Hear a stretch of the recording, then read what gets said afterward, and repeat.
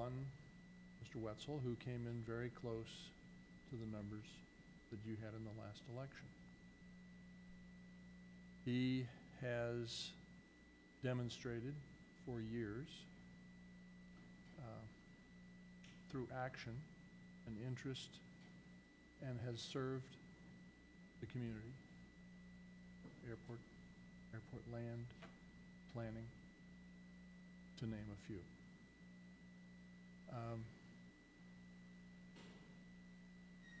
That is probably the largest body of work of the candidates before us for the public. Probably more effort on his part than any other candidate.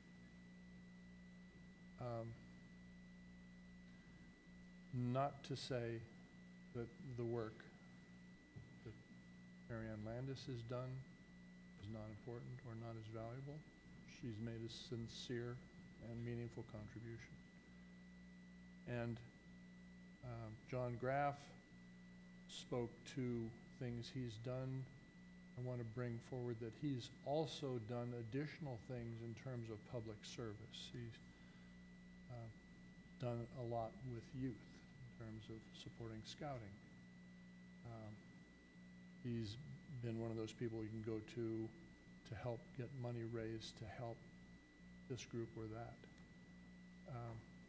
And as we're all aware, he's here a lot and has comments to make. And yeah, there's a little bit of friction, but that keeps us away. The simple desire to do the job, to me, is not in and of itself enough. I look to see that commitment that individuals have made in the past. What contribution have they made to our city, to our community? And I'm impressed with the contributions made in terms of its length. Mr. Wetzel, Mr. Graff, and Marianne Landis, in that order.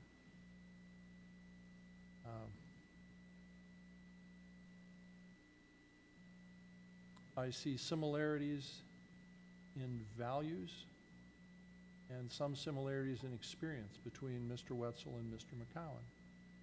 And that Mr. McCowan's business for years was painting, a proprietor occasionally hiring people to help him,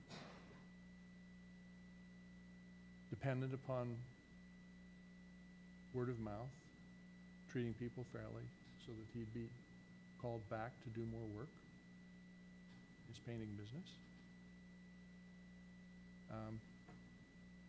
Mr. Wetzel and Mr. Graff both are in similar positions in that each has been business-based, dependent upon repeat business, dependent upon goodwill, which is a result of how they treated the people and what services they performed, and were those services in conformance with the commitments that were made on the front end. The agreements, did they live up to their agreements?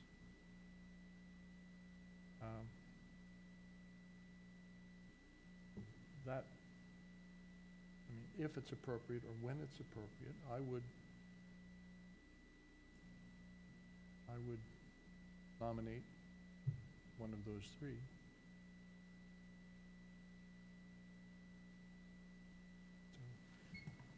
Further council discussion? Or a nomination? Well, I'd like to talk about the process a little bit.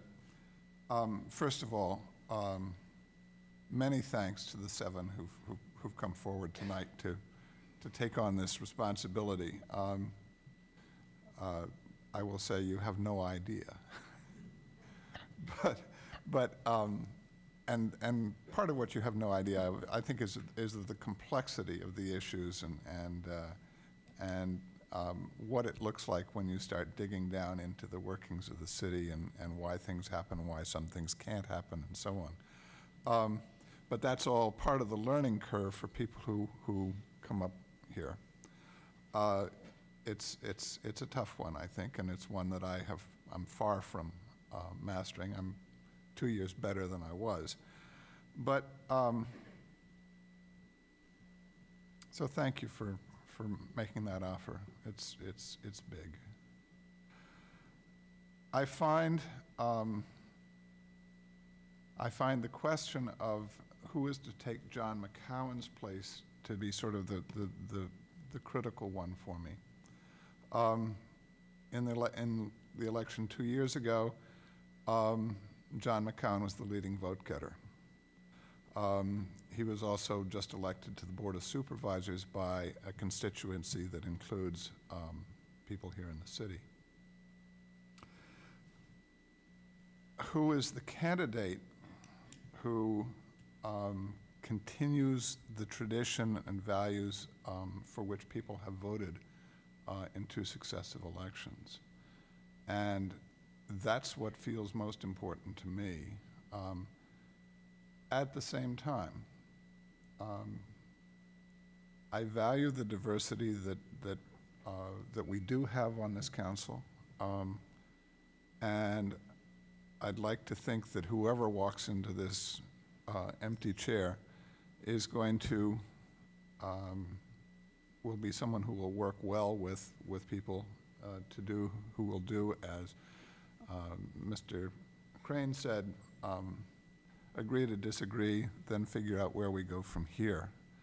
And when I consider candidates, that's one of the pieces that I think we should be looking for. I have no reason to think that all 7 can't do that, but it's a huge part of this job and will be an even bigger one, as Mr. Crane has suggested. So that's sort of my thinking about this. I think that whoever comes into this job would learn a lot and I think probably eventually do a really good job. The question of experience and knowledge of what's going on in the city is a very important one for me. Further discussion? I'll go. Well, I would like to discuss criteria. Not discuss them, but just name the criteria, and they include those criteria that some people in the audience mentioned and some of my own. Leadership experience, been in positions where the person had to take the reins and make difficult decisions, and that's leadership experience. That's part of leadership, but it's also bringing disparate ideas together and coming up with a direction that everyone can agree and follow along with. I think also a demonstrated familiarity, and I mean demonstrated by what he or she said up at the podium as well as what was written and provided to us. So a demonstrated familiarity with current or contemporary issues that face the city, I think that's an important criterion also. Having made statements at the podium that reflect accurate knowledge or having done research, to the issues. So, there were some people who spoke about annexation or, I don't know, different issues, but I heard a lot of statements up there that didn't reflect what I know to be what's really happening at the city. So to me, it's important that the person make accurate statements, that they made accurate statements at the podium. Another criterion is that they have an open mind, that the person we choose not be somebody who has a specific point of view that they represent, at all times, but that they're open-minded to different points of view, and that goes with being a good listener.